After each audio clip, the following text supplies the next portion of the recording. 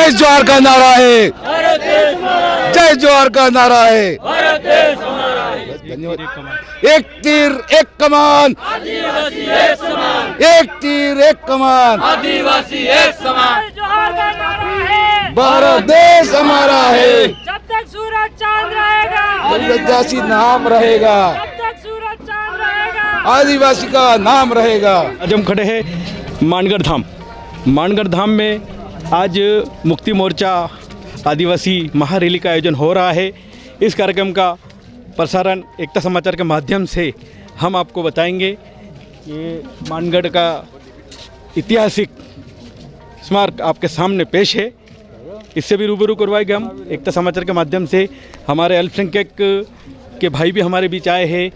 यहाँ आदिवासी समाज की एक महारैली का आयोजन है, जिसमें हजारों की तादाद में मध्य प्रदेश, गुजरात, महाराष्ट्र, राजस्थान, हरियाणा, उत्तर प्रदेश और ना जाने कहाँ कहाँ के हमारे आदिवासी समाज मुक्ति मोर्चा का एक कार्यक्रम हो रहा है। उस कार्यक्रम में शिरकत करेंगे। सर बताइए, आज आदिवासी समाज का मुक्ति मोर्चा महारैली का आयोजन हो रहा है और इसमें आदिवासी प्रदेश बनाने की ही क्यों मांग उठ रही, क्या बात? भाई, प्रदेश बनाने की मांग उठी, आप कह रहे हो, सही बात है। आपको ये कदम पहले भी उठाना चाहिए। आपको एकता समाचार को बहुत बहुत धन्यवाद देता हूँ जो हमारी न्यूज़ को आप इंडिया लेवल तक पहुँचाओगे। बाकी बिल प्रदेश की मांग इसलिए उठ रही है कि आज हम 70 साल से जल, जंगल और ज़मीन की मांग कर रहे हैं, करते आ रहे हैं। हजारों आंदोलन हो गए, लेकिन अभी तक हमको किसी प्रकार का कामयाबी नहीं मिली और न कोई सरकार आती है, अदल बदल के आती है, तो इन्होंने भी कोई ध्यान नहीं दिया। न राज्यपाल महोदय जी, न राष्ट्रपति ने ध्यान दिया। इसीलिए आज हमारा मूल मालिक, इस देश का मूल मालिक है, वो जाग चुका है।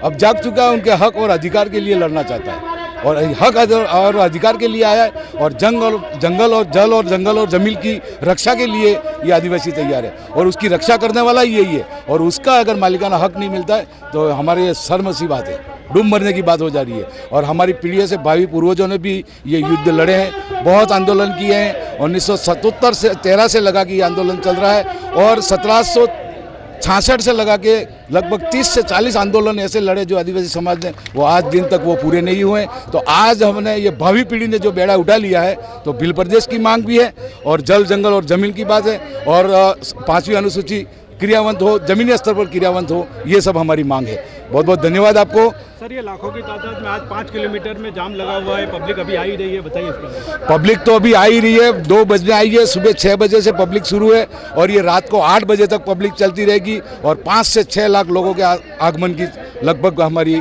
जो वो है, और वो भी 4 राज्यों की, राजस्थान, गुजरात, महाराष्ट्र और MP से 4 राज्यों की संख्या यहाँ पे आई हुई है और आ रही है। आपको यहाँ से 6-7 किलोमीटर तक आपको रोड खाली नहीं मिलेगा।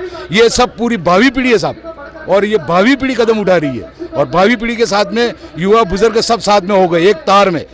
हमारे सभी विभाग के कर्मचारी बंधु सभी ने साथ दिया और एकता का मिसाल कायम की है। और इसके साथ में अल्पसंख्यक भाई हैं, वो भी हमारे साथ, वो समाज है वो भी हमारे साथ जुड़ गया है।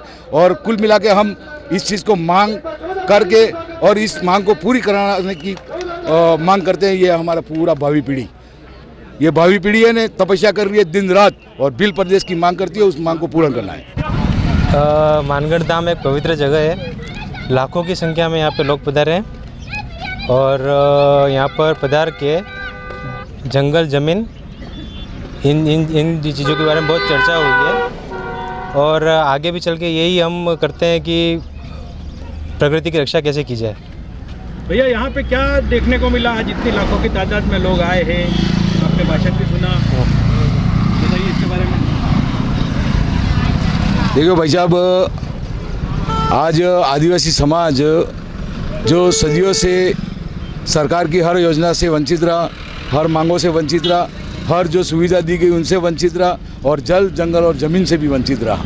इसीलिए आज हमारा 4 राज्यों को मिलाकर सभी 4 राज्यों के लोग आए हैं यहाँ पे और इन लोगों ने ये मांग रखी है सरकार से और राज्यपाल महोदय से और राष्ट्रपति महोदय जी से।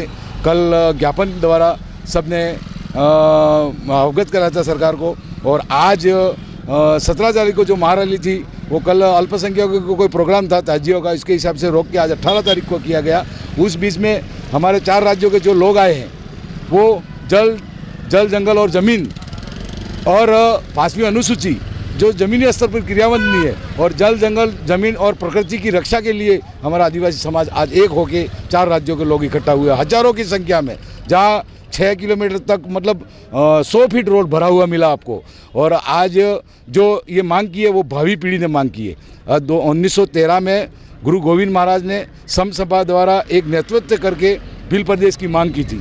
वही भील प्रदेश की मांग आज 70 साल से पूरी नहीं हो पाई, तो आज भावी पीढ़ी ने ये बेड़ा उठा लिया है और भावी पीढ़ी ने ये मांग रखी है कि हमको भील प्रदेश की ज़रूरत है। और वो ज़रूरत इसलिए है कि जो चीज़ें आज दिन तक जो मांगी है सरकारों से वो इनको कभी नहीं मिली है। मतलब जो नेता भी जीत के गए तो उन्होंने भी इनकी कोई सुनवाई नहीं की है।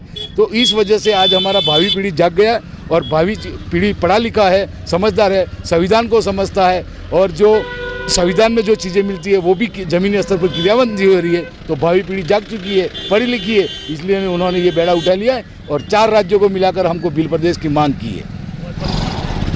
हम आबापुरा एरिया से आए हैं सर, और हमको ये पता चला कि पहली बार भील प्रदेश की मांग की जा रही है, और हमें ये लगा कि हमारा परिवार कम से कम हर मुसीबत झेल रहा है। अगर यूँ देखा जाए सर, मेरी ये रिक्वेस्ट ये है कि